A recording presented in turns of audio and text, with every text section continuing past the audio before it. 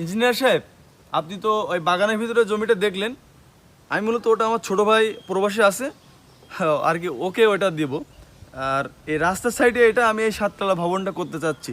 মানে এখানে কি সম্ভব? হ্যাঁ, আপনি একটু মাপজোকটা দেখেন তো। জি হাজি সাহেব, এখানে 7 তলা বিল্ডিং করা যাবে, কিন্তু একটু খরচ বেশি হবে। তা আমি দেখতেছি, কত কি করা যায় দেখতেছি, আমি মাপ যোগ দিচ্ছি, দেখি আপনার জানাচ্ছি।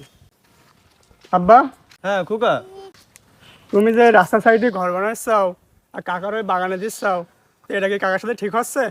কাকা ওই পূর্বাস থেকে তোমার জন্য টাকা পাঠাচ্ছে, আর তুমি এখানে তো ঘর বানাচ্ছ কাকার না বলি, তো কাকার সাথে একটু পরামর্শ করে নিলে ভালো হইতো না? ইঞ্জিনিয়ার সাহেব দেখেছেন, ছোট ছোট মুখী বড় বড় কথা। ওকে আমার ছেলে নাকি অন্য কারো ছেলে বলেন দিন আপনি। কেন হাজি সাহেব, ও তো আপনার ছেলে।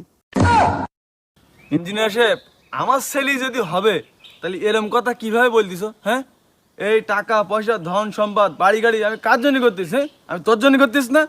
আব্বা, এই ধন সম্পদ, এই বাড়ি গাড়ি, এই টাকা পয়সা আমার কিছু লাগবে না। তুমি যে 2 দিন পরে থাকবা না, কাকারা তখন আমার কথা শোনাবে। আমার এসব দরকার নেই, তুমি একটু ওই কাকার কাছে ফোন দিয়ে শুনি নাও। এই এত বেশি কথা বলতে হবে না। তোর তোর তোর কাজে তুই যা, যাই থাক। হাজি সাহেব, আপনার ছেলে কিন্তু ঠিক কথাই বলছে। দেখেন, আপনার ভাই থাকে প্রবাসে, সে টাকা পাঠাচ্ছে, তাকে আপনি দিচ্ছেন বাগানের ভিতর, আর আপনি নিচ্ছেন রাস্তার সাইডে। এটা কিন্তু ঠিক হচ্ছে না। আপনিও মুসলমান, আমিও মুসলমান, নামাজ রোজা হজ জাকাত করি কী হবে বলেন? সেই তো কবরে যেই আমাদের জবাব দিতে কল। আপনি যে ভাই বোনের হক ফাঁকি দিচ্ছেন, এটা কিন্তু ঠিক না। আপনার ছেলে কিন্তু ঠিক কথাই বলছে। ইঞ্জিনিয়ার সাহেব, আসলে আপনি আমার চোখ কান ফুরাই দিয়েছেন আজকে।